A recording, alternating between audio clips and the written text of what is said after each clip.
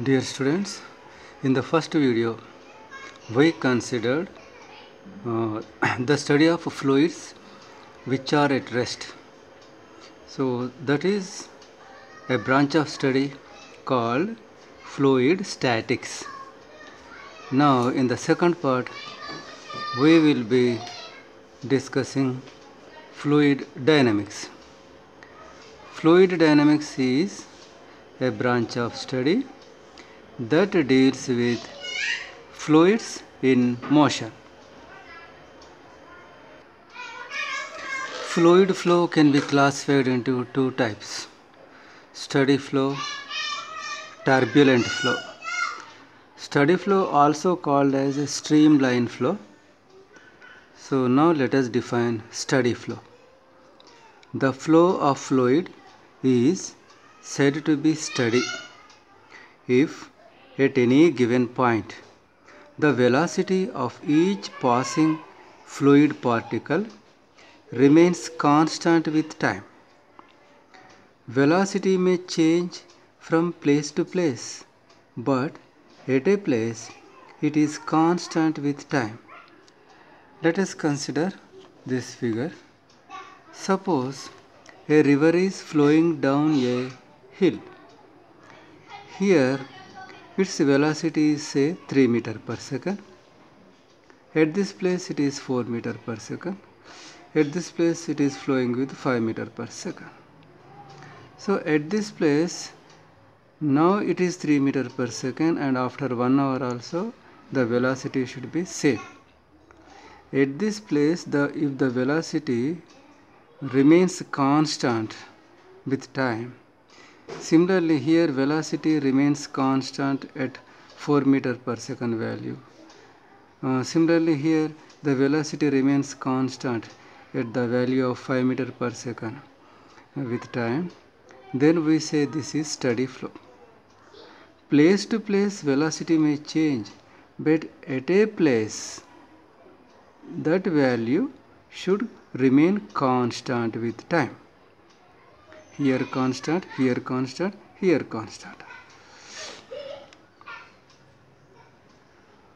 Now turbulent flow. A flow of fluid is called turbulent if the velocity at any point in space varies. Just opposite to that. There velocity was constant at a point, but here velocity varies, and the variations to how varies rapidly and randomly with time. So a flow of fluid is called turbulent if the velocity at any point in space varies rapidly and randomly with time. For this, let us consider two examples. One example is an obstacle placed in the path of fast moving fluid causes turbulence.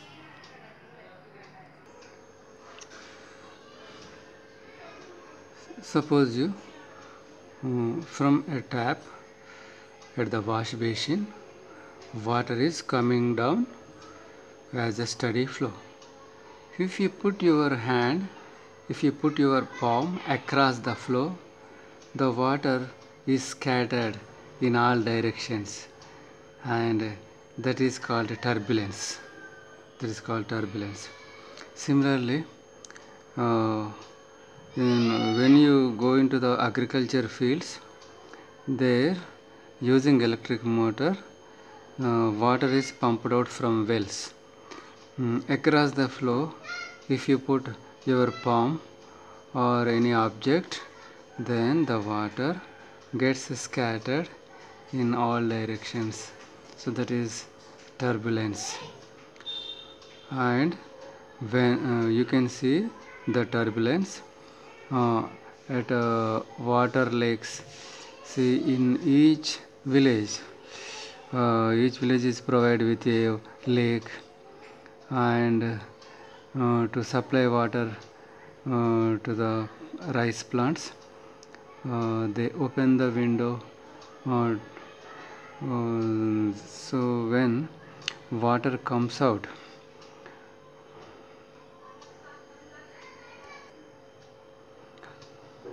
when the gate is opened, uh, the water comes out with a lot of speed, and there it moves round and round. Afterwards, going to a distance, it travels in a straight line.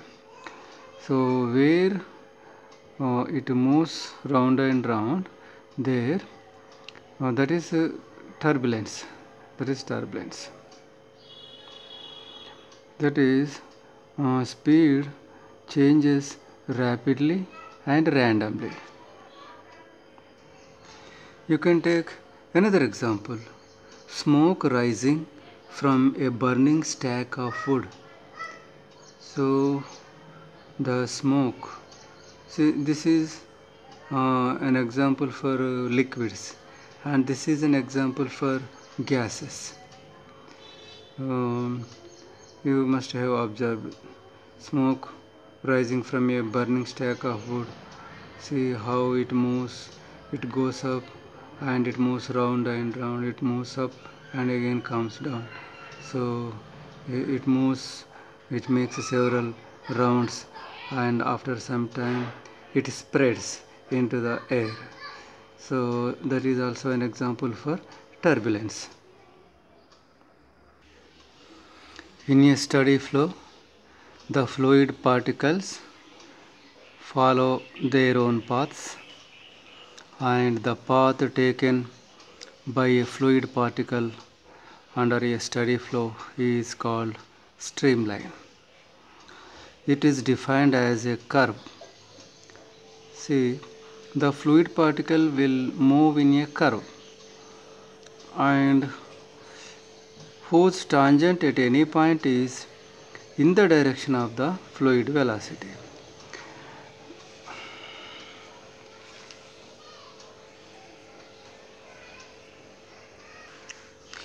Let us consider this curve.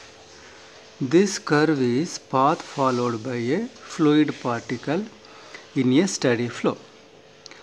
At this point, see, to this curve, a tangent is drawn. This tangent indicates velocity of the fluid particle at this point, and here the velocity is Vp.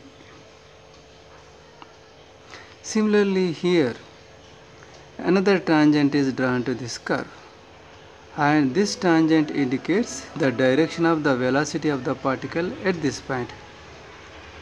So wherever you draw a tangent to the curve, that tangent direction shows the direction of the velocity.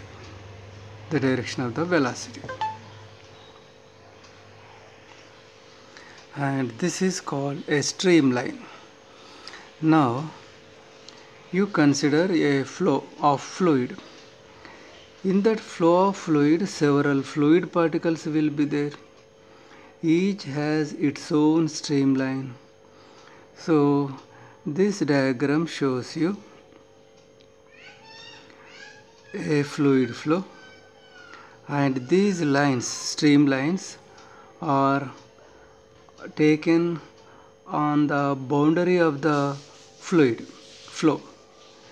These are lying on the boundary. See, here the cross section is varying. Here the cross sectional area is AP, here the cross sectional area is AR, here the cross sectional area is AQ. Here fluid particle velocity is Vp, here at point R it is Vr, and at point Q it is Vq. Now I have written delta Mp, that is number of the mass of fluid particles entering this cross section.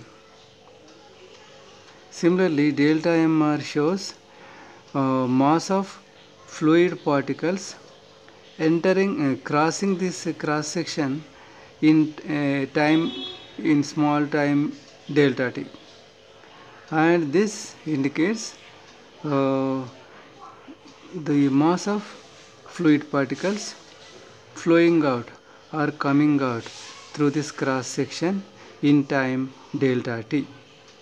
So now let us calculate what is the mass of the fluid particles entering into through this cross section. Expression for density of fluid. Density of fluid is equal to mass by volume. Density is shown by rho, mass shown by m, volume shown by v. From this you can write m is equal to rho into v. So volume. Now see here the fluid flowing crossing this cross section will have cylindrical shape. So the fluid is having a cylindrical shape. This is the cross sectional area, and this is in delta t time the length the fluid moves or the distance it moves is say L.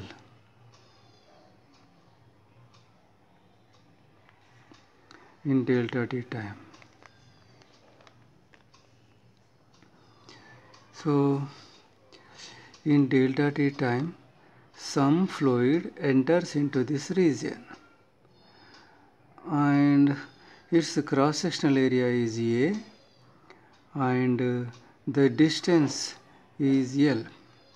So its volume becomes cross sectional area into length.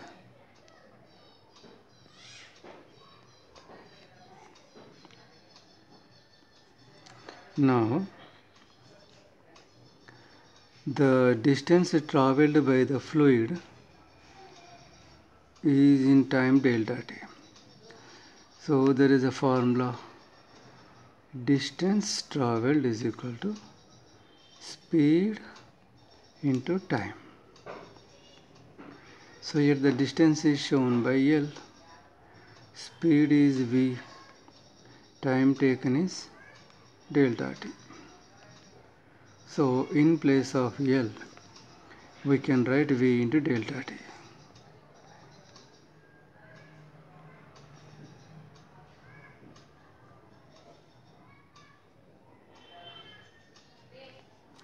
That means in delta t time the mass of the fluid crossing this area is this much. So in delta t time the mass crossed is say delta m. Here also delta m, here also delta m. So now at cross section P, mass of fluid entering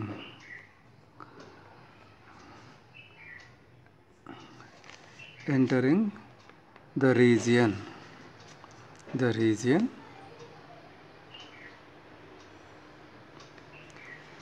through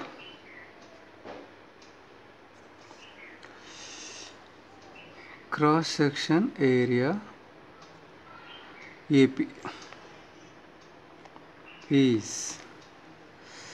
So through this cross section how much fluid mass is entering? Delta MP. Here density at this point, say the density is rho p, its cross sectional area AP, velocity here Vp, time delta t.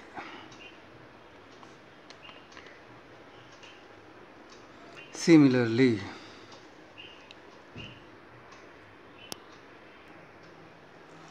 Now this much mass of fluid has entered this region. Now in the same time, the same fluid mass will leave this cross section. So mass of fluid leaving the region through cross section area AR. So for that we can write similar equation. Mass of fluid leaving the cross section at R in delta T time. See, at this point, let the density of the fluid be delta R. Its cross section is AR. Velocity of the fluid here is VR, and time is delta T. Now let us consider this region. So this much amount of mass fluid is entering this region. So in delta T time, the same amount of mass, the same number of mass particles will be leaving this cross section in delta T time. So let me write. Now the mass of fluid entering into this cross section in delta T time will be given by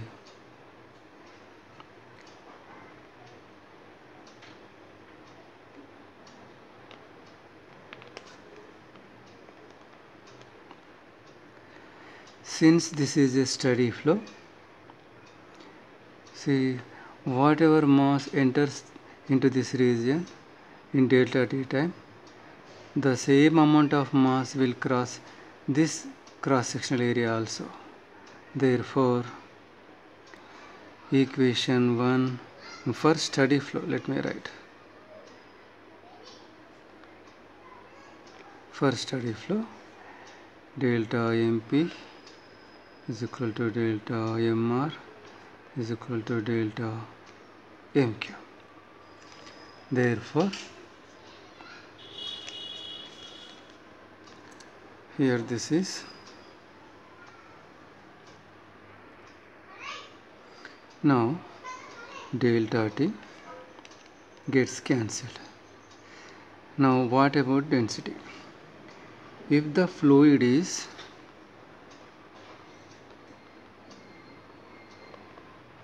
incompressible,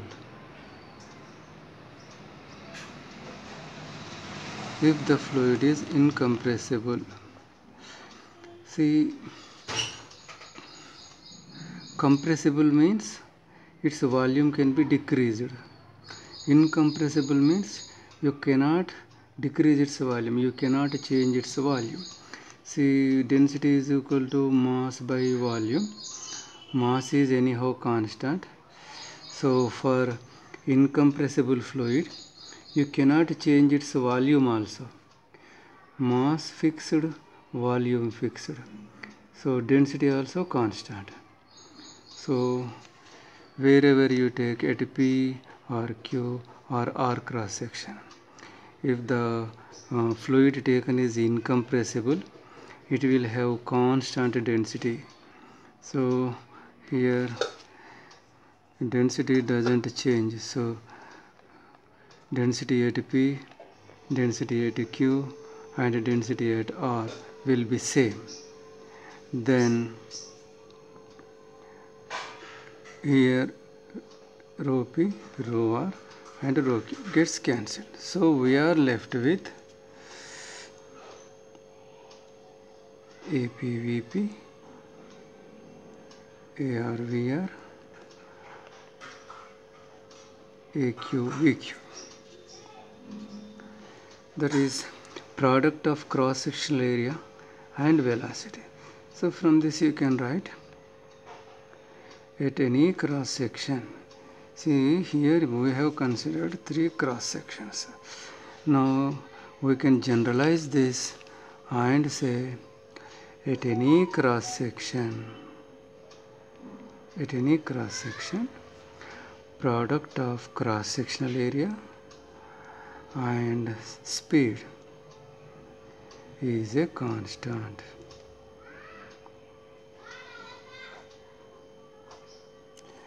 And this is called equation of continuity. This is called equation of continuity. From this you can write V is equal to constant by A, or V inversely proportional. See, this is the proportionality constant, so you can write 1 by A.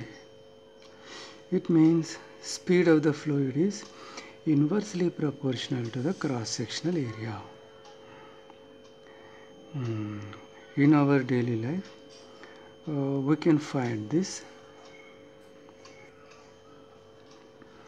When you are watering the plants with a pipe, suppose water is coming like this, and now suppose you want to cure a newly constructed building, its walls and roof, then what we do with our hand, with our palm, we decrease its cross section, then the water comes out with a large velocity.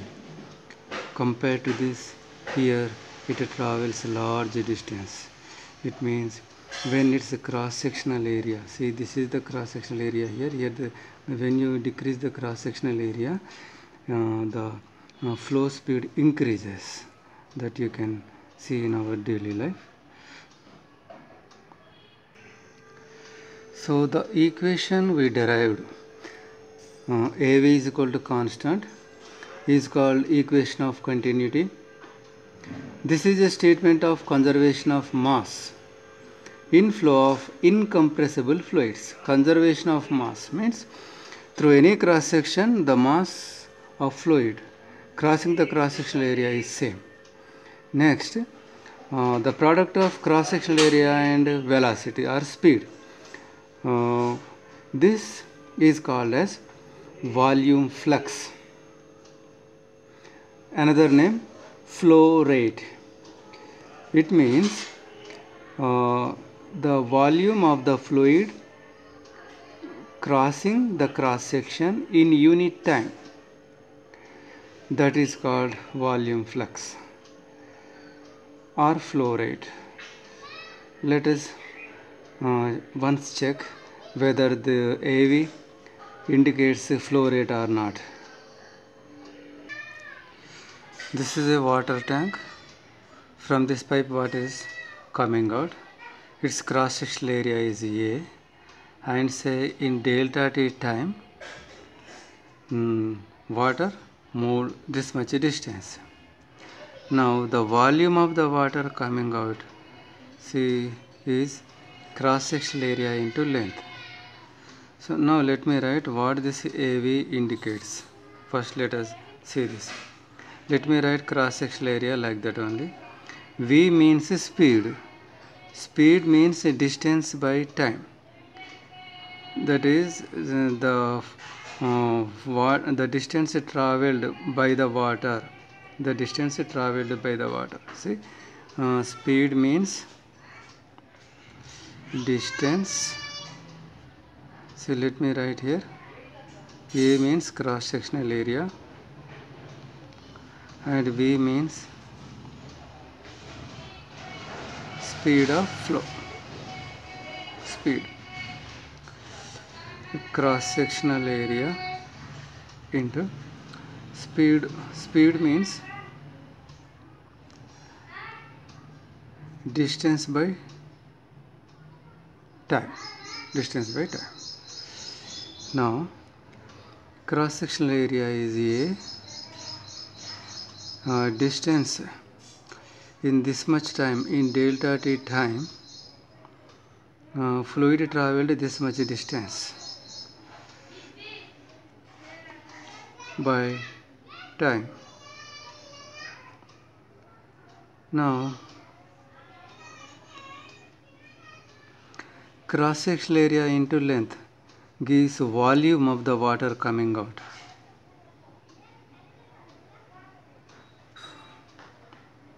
and this is time.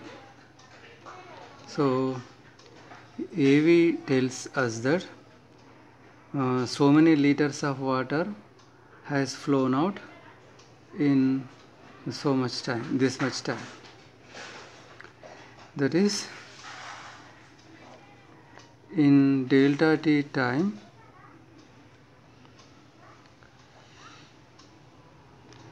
delta V water came out. In unit time or in 1 second, how much water flowed out? 1 by delta t into delta V. That is delta V by delta t. So in this way, this tells us, this gives us flow rate. Flow rate means, let me write here.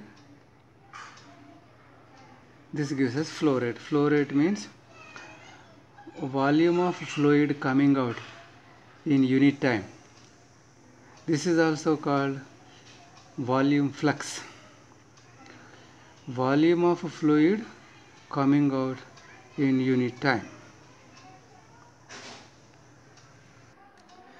So far we discussed in detail about the steady flow or streamline flow.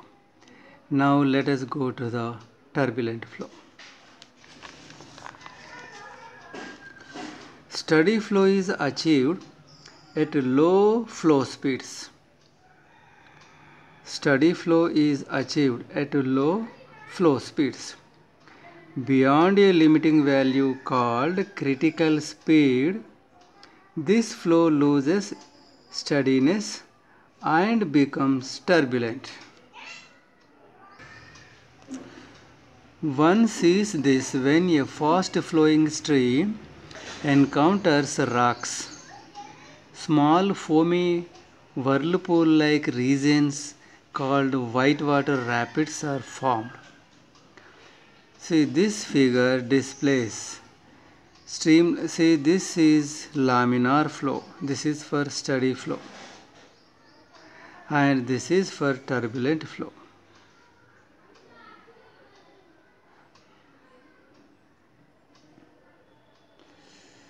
The chief difference here and here is the streamlines are parallel to each other. But here, when the flow speed crosses a critical speed, then the streamlines are no longer parallel.